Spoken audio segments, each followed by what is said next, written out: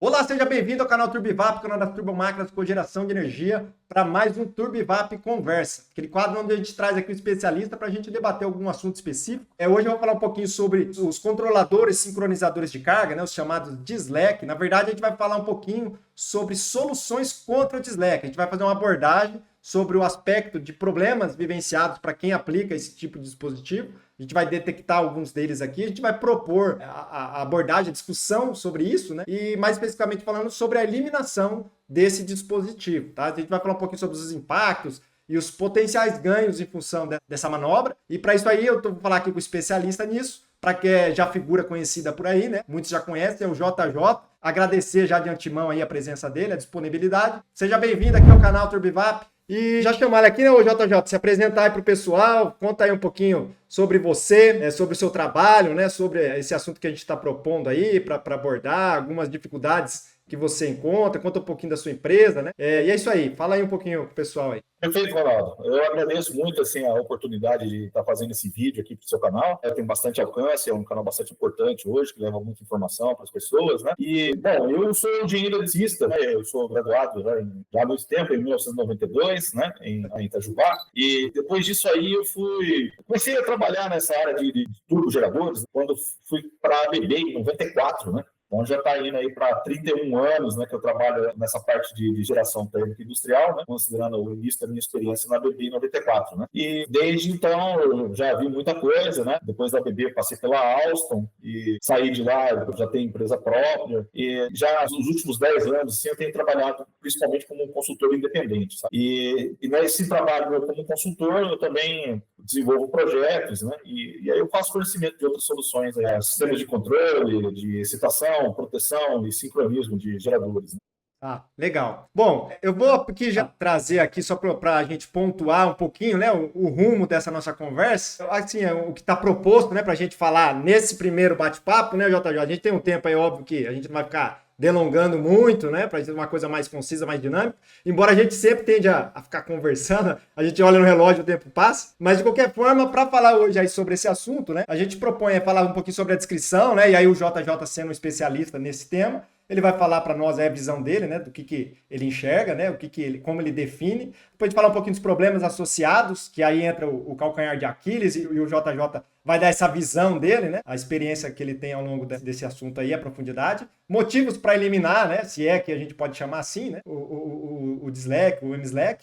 A viabilidade para tal eliminação, né? Como que seria esse processo, né? O pessoal às vezes fica assustado, né? Os impactos diretos e os resultados esperados, né? Alcançados também, né? Então, o JJ, se puder aí, eu não sei se você quer fazer mais algum comentário, se a gente já puder, para o pessoal que está lá do outro lado, entender do que nós estamos falando, né? Desses sincronizadores aí, de carga, sincronizador digital, puder fazer uma introdução bem sucinta aí, bem breve pro pessoal, né? E a gente continuar aí na nossa pauta aí. Pois bem, Ronaldo. Então vamos lá começar a falar do que é, na verdade, DSLAC e MSLAC. É o seguinte, isso aí se trata de um produto da Woodward e ele é extremamente popular no setor sucroalcoolismo, especificamente nesse setor. E DSLAC significa Digital Synchronizer and Load Control. E ele trabalha sempre em conjunto com outro sistema, que é o MSLAC, que é o Master Synchronizer and Load Control. Então, em geral, sempre você vai ter o DSLAC associado a um determinado turbogerador e ele vai operar normalmente como escravo, né, de um mestre, e sendo que esse mestre é o MSLAC, e o MSLAC costuma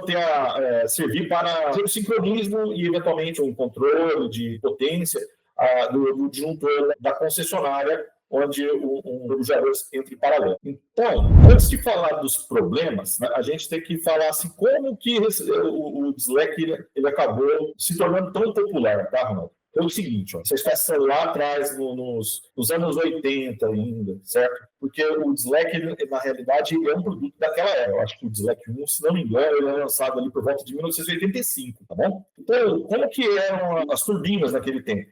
1980, 1990 ainda, era o mais normal é que essas turbinas elas tivessem um regulador de velocidade hidráulico. E, bom, esse sistema hidráulico sempre funcionou muito bem, né? Tanto é que, vamos falar assim, turbina a vapor uma coisa do século XIX. Então, desde lá do século XIX até, assim, anos 70, 80, né? A maioria esmagadora das turbinas estavam funcionando, todas elas, em paralelo, ou milho ou não, sempre utilizando um regulador hidráulico. Então, não existe muita dúvida se isso aí funcionava ou não, porque ao longo de todas essas décadas aí, sempre foi dessa maneira. Porém, o que acabou acontecendo? Até por uma questão de custo, o regulador hidráulico ele era uma peça de mecânica muito fina, então ele acabava ficando caro você fazer um regulador hidráulico de boa qualidade, né? E aí veio, então, a ideia, né, de começar nessas turbinas menores que eram utilizadas em usinas de açúcar, tá? Fazer a substituição desse regulador hidráulico por alguma coisa eletrônica. E aí, em função do que existia na época, né, acabou-se que as primeiras experiências para trocar esses reguladores hidráulicos foi com o regulador da Woodward, porque a Woodward é uma empresa que tem muita tradição em regulação de velocidade. A Woodward é uma empresa que ela foi fundada em 1870, né?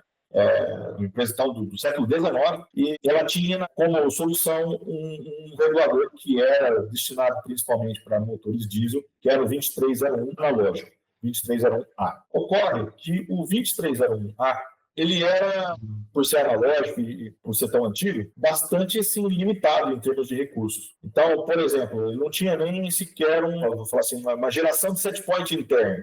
Se você quisesse ajustar uma potência naquele lá, é através de um potenciômetro, só para você ter ideia. E uma das opções, caso você não tivesse o dislike, para você ajustar uma carga naquilo ali, a Woodward dava uma ideia de você colocar um motorzinho, né, para girar o potenciômetro. O potenciômetro motorizado, né? Mais moderno. Isso, motorzinho é só nada, cara. Então, e no mesmo estamos fazendo esse tipo de experiência ali, de colocar o 2301A com o potenciômetro, com o motorzinho, tinha então um primeiro produto digital, né? Que o D de dislike é digital, né? E em função da época também, muito antigo, né? Já dá para imaginar assim, um produto digital de 1985, e ele não era parametrizado por computador, né?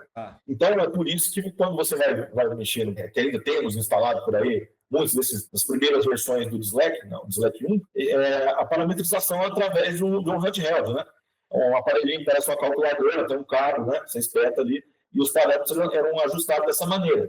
Então não tinha computador, porque ele é anterior à época dos laptops. Então, era assim. Mas, vamos dizer assim, o Dislike, ele conseguia, naquela época, anos 80, 90, fazer, então, essa função de suprir as deficiências de um regulador básico, como era o 2301 analógico, e, eventualmente, da contrapartida do gerador. Porque, da mesma forma que você tinha um regulador de velocidade muito simples, disponível no mercado para você utilizar nessas turbinas, os de tensão também eram assim, muitos deles. Então, você tinha, às vezes, que para você ter um controle de fator de potência, ou um controle de potência reativa, uma coisa desse tipo, o Dislike ele viria como um auxiliar também para o regulador de tensão. Então, ele era uma solução muito boa. Em 1985, 1990, realmente era algo que fazia sentido. Ocorre que, ao longo dos anos, a coisa foi mudando, o cenário foi mudando.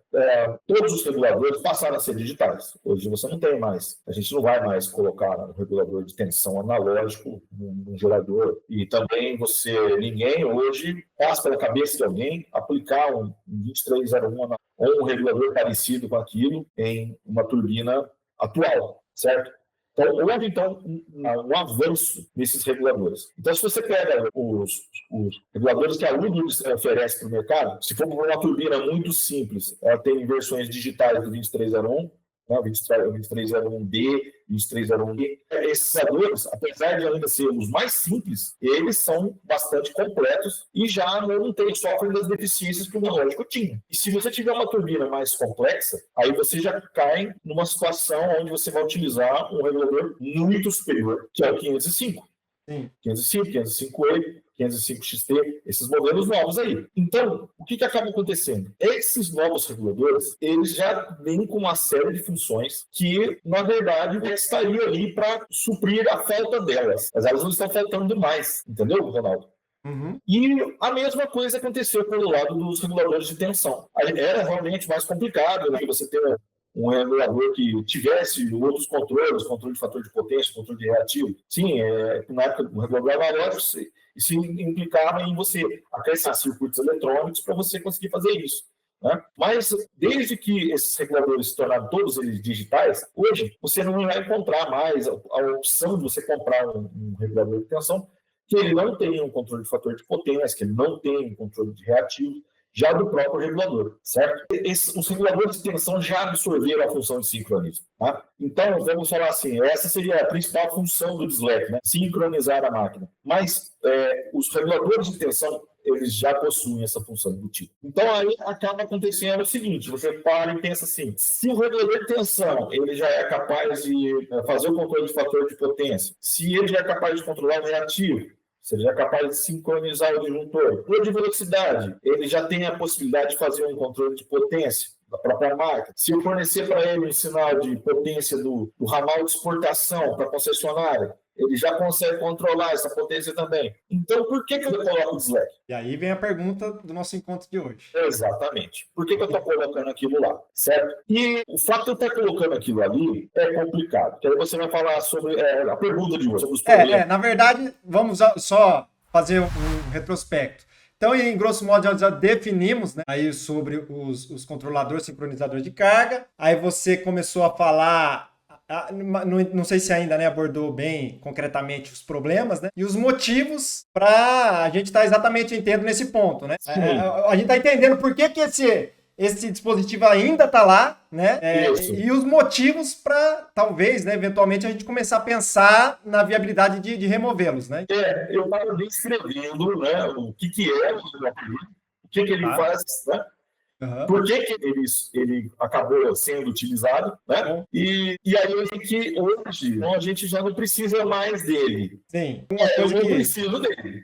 Isso. Agora tem um detalhe. Tudo que você coloca num projeto, que se você não precisa dele, passa a ter uma função. Isso. A função é dar problema. E assim, não é o simples fato de estar ali ocioso. Ele não está ocioso. Esse é o problema. Sim. Quando você coloca esse cara lá, ele... Vamos dizer assim, ele vai interferir nos demais controles que não precisam dele. Então, quando eu faço um projeto que eu levo em consideração que eu tenho que colocar um DSLAC, automaticamente eu chego lá no 2301 ou no 505 e eu obrigo esses controladores a trabalhar exclusivamente no modo isócrono. Uhum. Ou seja, eu mato as demais funções que ele possui. Eu não posso utilizá-las. Eu tenho que deixar elas bloqueadas, porque vai funcionar como modo isócrono e obedecer como escravo o sinal de controle que é proveniente do DSLAC. Então, assim, pode fazer. Mas eu falo assim, não, você não vai fazer não, porque eu vou te falar como faz. É isso que o DSLAC diz. Entendeu? Ele fica com o freio de mão puxado. Exatamente. A mesma coisa acontece pelo lado do gerador. O gerador ele pode controlar o fator de potência? Pode. Mas ele não vai controlar o fator de potência.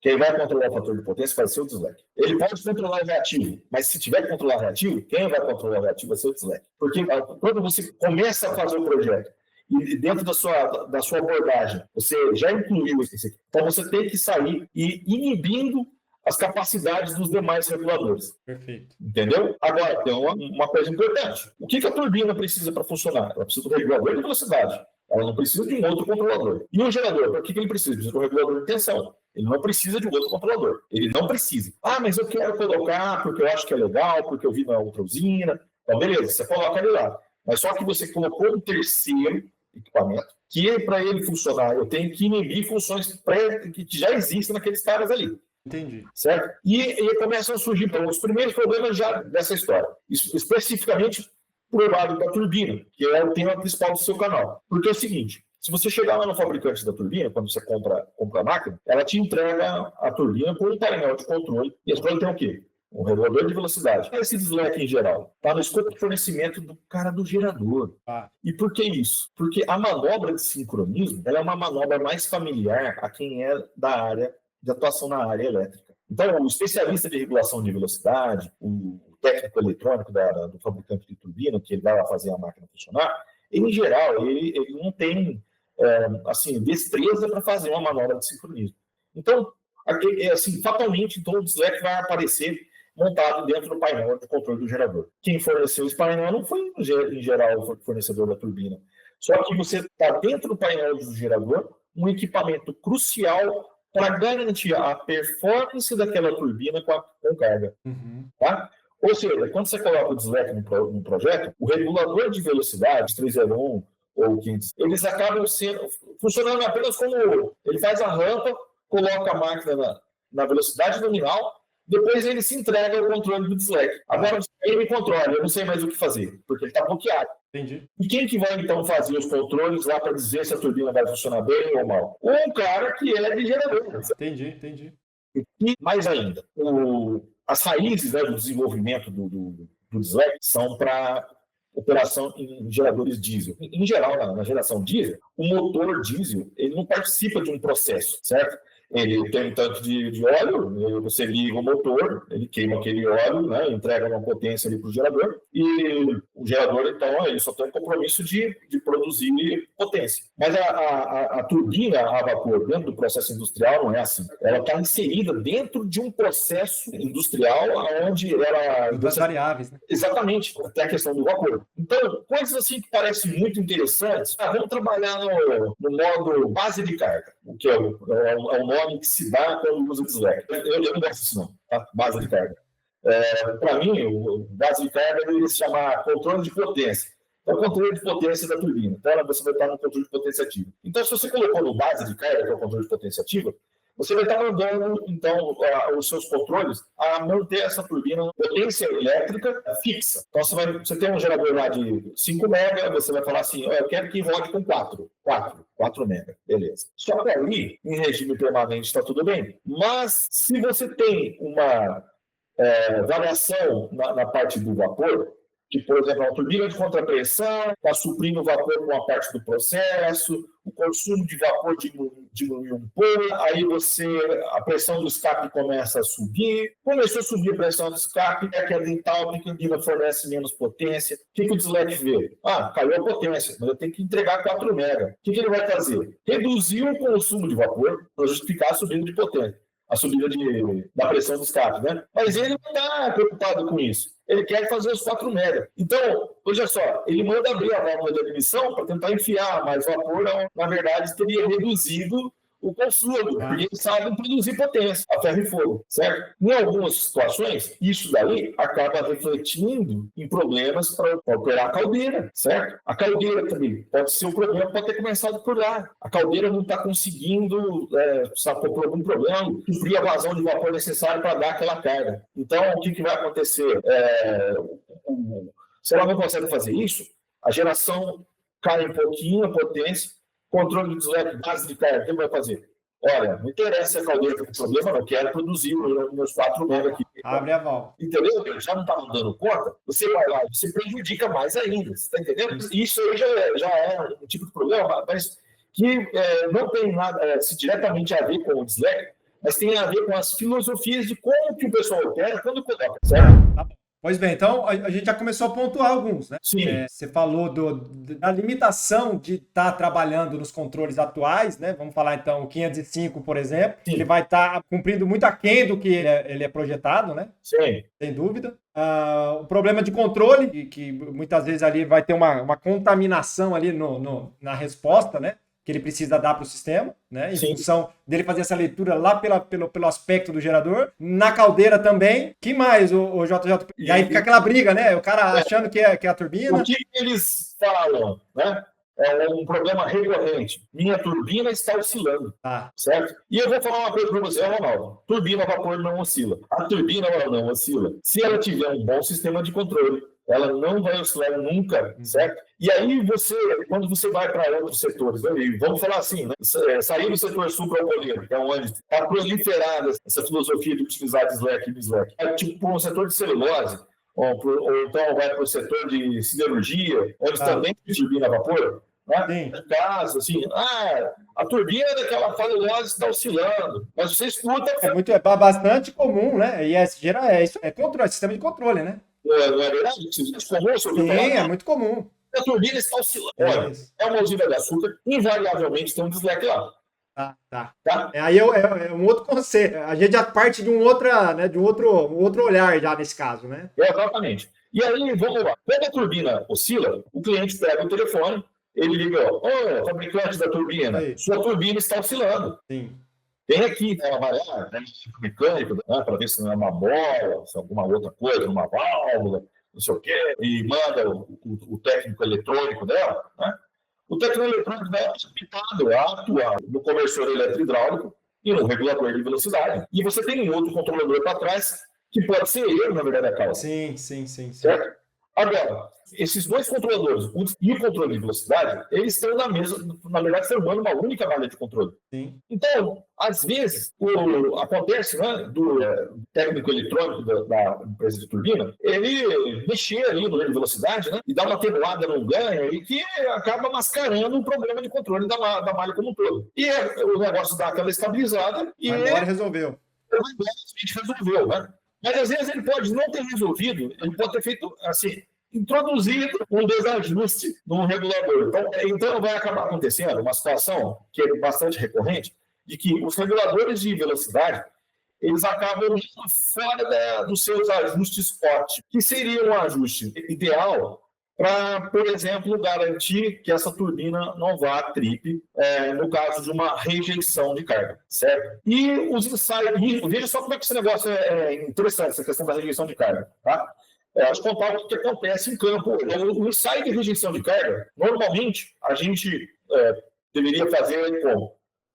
Por carga na turbina 25, 50, 75, 100%. E rejeitar toda a carga. Ela aí de 25 a 0, de 50 a 0, de 75 a 0, de 100 a 0. Mas acaba assim, que a grande maioria das turbinas que a gente vai encontrar por aí, elas não aguentam fazer isso.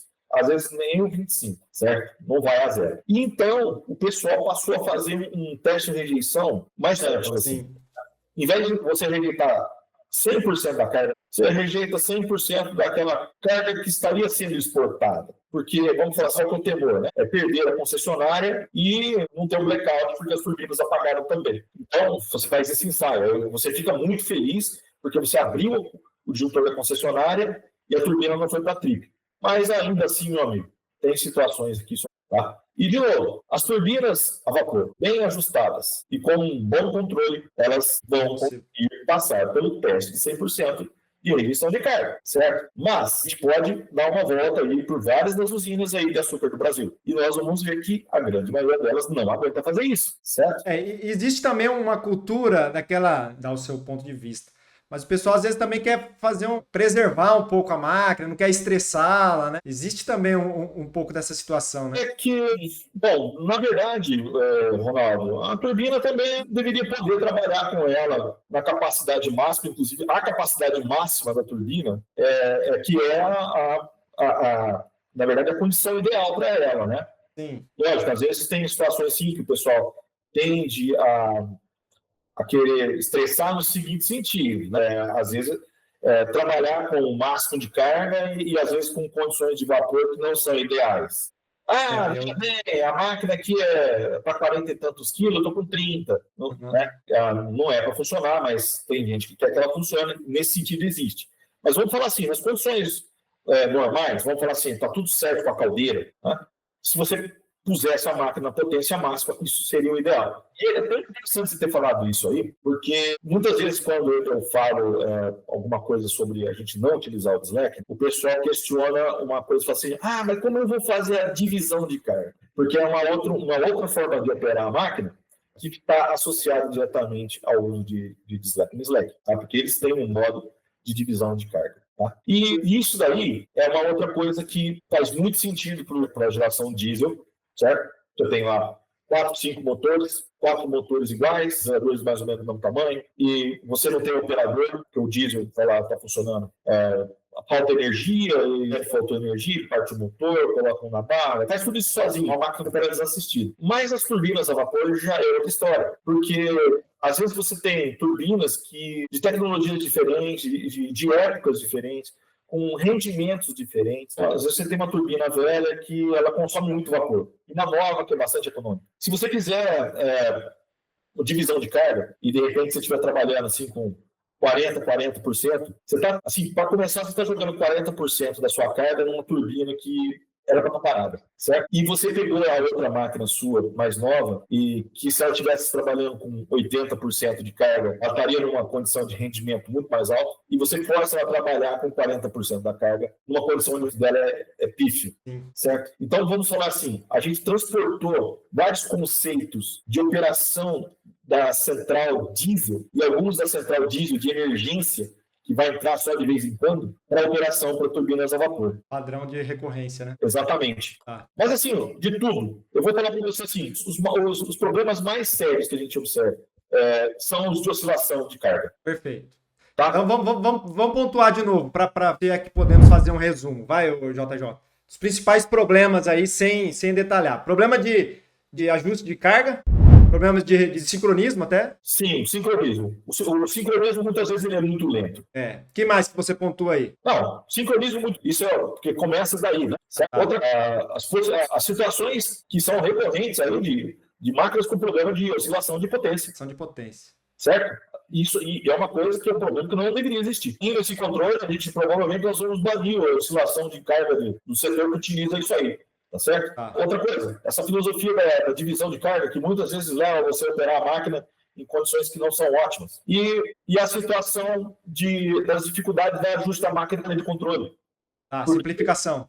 Exato, porque assim, o PID do regulador de velocidade está a carga do input eletrônico da fabricante da turbina. Aí tem o outro PID do controle de carga do gerador, certo? E você fica nessa zona cinzenta. E aí acaba que, em geral, os reguladores de velocidade acabam estão com ajustes que não são ótimos. E isso está prejudicando o desempenho das máquinas durante as rejeições de carga. E isso aí vai levar a máquina a um trip de... Tanto é que, vamos falar assim, eu sou um crítico já há muitos anos dessa abordagem do projeto. Né? Que, para mim, eu considero continuar utilizando Slack um vício de engenharia. A gente não deveria estar mais usando, a gente já deveria ter parado. Era uma solução muito boa em 1990, ótimo, maravilha. Anos 2000, ali no comecinho. Em 2025 não dá. Para mim é inaceitável ainda fazendo isso. A gente está perpetuando uma ideia antiga, certo? Porque, às vezes, por medo, por tradição, certo? Então, a gente continua colocando isso lá. E paga o preço por isso, o preço de baixo desempenho. Bom, não é à toa, né? Quer dizer, então, que você virou o exterminador do Slack? Como é que é esse assunto aí?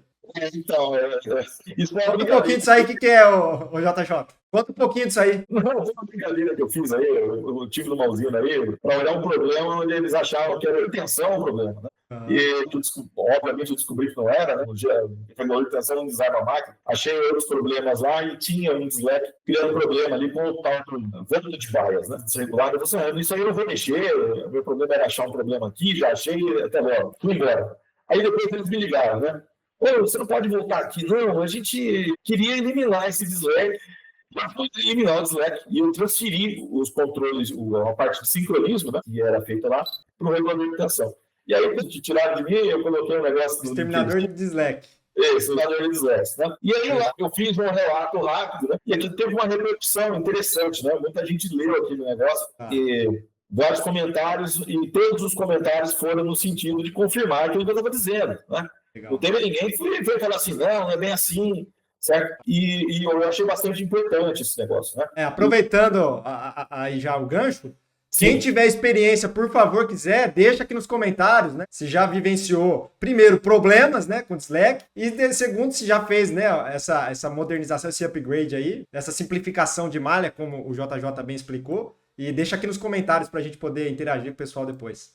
Sim, até aqueles que vão duvidar de mim, né? Isso. Porque é muito comum isso, né, pessoal? Estou falando contra uma coisa que está muito enraizada. Né? Sim. Então, eu falo assim, alguém pode duvidar. Não, esse cara está falando é besteira. Mas, assim, eu acho que é importante até quem acha que, por exemplo, que eu estou errado, que se manifeste. Isso. Né? Vamos fazer o contraponto, né? Vamos fazer um debate aqui, uma mesa redonda. Evidentemente, dá para fazer um debate. Né? Perfeito. Ô, JJ. Sim. Para a gente não delongar, problemas, você acha que tem algum? Já abordamos bastante deles? Sim. Os motivos eu deduzo que serão, né? O contrário, mas vamos lá, vamos pontuar eles. Não, esse carro ele está sobrando ali, né? Exatamente. Vamos falar assim, o que eu preciso do controle de tensão e do controle de velocidade. Bom, esses controles vão fazer tudo que a unidade geradora precisa. Todos os controles. Precisa controlar a potência da máquina, ele faz. Precisa controlar uma potência de um ramal externo de exportação, dá para fazer. Se precisar controlar reativo, fator de potência, dá para fazer também. Não precisa de Slack, certo? Bom, primeira coisa, sobrando. Então, se ele está sobrando, então ele está tornando mais complexo. Né? Um projeto mais complexo é um equipamento mais difícil de fazer manutenção. Você tem que manter aquilo ali. E vamos lá, em decorrência de todos aqueles problemas que eu citei, né? Aquilo, em geral, ele gera contratação de gente para trabalhar na entre safra. Às vezes, durante a safra, minha turbina está oscilando aqui, chama um cara lá, ele vai lá dar um grauzinho no P&D, coisa que não é para fazer. Se você tem uma máquina ali que está bem ajustada, você não vai dar grauzinho em P&D nunca, certo? Não vai mexer naquele controle. Você vai mexer só para criar mais bagunça, entendeu? Então, esses são bons motivos assim, para a gente tirar, tá? E aí, vamos falar assim, se você está enfrentando um problema de oscilação de potência, de sincronismo lento, dificuldade, então aí você vai sanar os motivos para você eliminando esse equipamento. Perfeito. Bom, vamos... Óbvio que é o nosso primeiro, né? Reforçando de novo, nossa primeira abordagem sobre o assunto. Eventualmente Sim. a gente pode voltar aqui para rebater, né? Algumas outras contrapontos, enfim. Então, por isso que vai ser, embora está se estendendo bastante, contudo, para o assunto, né? Vai ser pouco tempo. Vamos falar...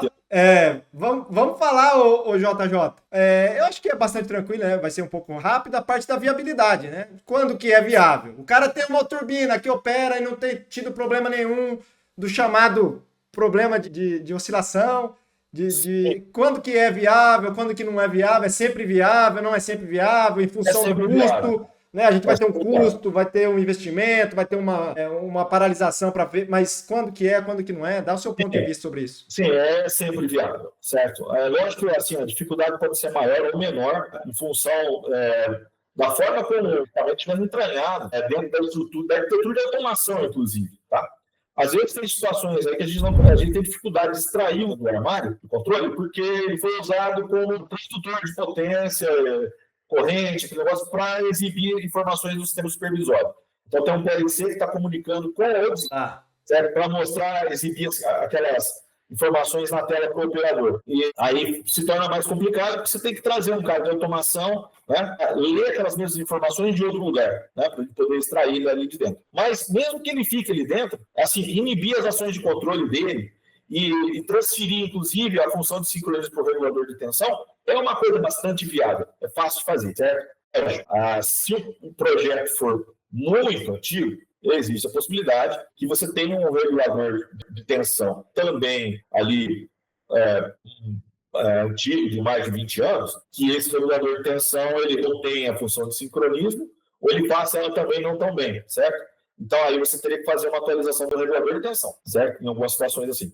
É isso, em princípio, para você conseguir tirar ele ali fora. E outros pontos de sincronismo, assim, que às vezes estivessem a cargo do MISLEC, a gente pode fazer através da instalação de um pé de proteção que venha com a função de sincronismo embutido, que normalmente tem feito em alguns lugares. Perfeito. Vamos avançando aqui. Como que vai eliminar isso aí? Vai lá, o JJ chega lá com um alicatinho de corte, corta o fio de entrada do fio de saída e está resolvido, JJ? Vai ser mais ou menos assim em alguns lugares, certo? Eu acho que isso vai demandar uma avaliação primeiro uma avaliação do projeto existente, porque isso vai ter vários projetos diferentes, então às vezes é fácil, às vezes não. Mas, em muitos casos, é isso mesmo. Eu vou criar uma versão nova do desenho e eu vou executar lá com o alicatinho, sabe que bom, certo? Terminador, aí você se realiza. Sim, fazer isso. Brincadeiras à parte, mas é isso aí, gente. Né? É isso aí, sim. Vamos ver outro ponto lá que a gente tem. Como eliminar. Acho que é óbvio que vai fazer a avaliação toda, né? A gente brincou aqui. Faz esperado, né? O que a gente espera é que uma turbina que funciona melhor, com melhor desempenho, que seja possível que o técnico eletrônico da turbina ele consiga colocar os ajustes ótimos no relé de velocidade, que essa máquina ela funcione melhor durante as rejeições de carga, que não tenha presente oscilações, que sincronize mais rápido. É tudo isso aí que a gente espera. Eficiência, ganho de eficiência, né? Trabalhar com a máquina mais próximo do ideal, né? Do ponto ideal dela. Exatamente. E os resultados, eu acho que hoje nós abordamos de preliminar, né, o JJ? Sim, em termos de impacto direto que é mais ou menos isso aí que eu estou falando.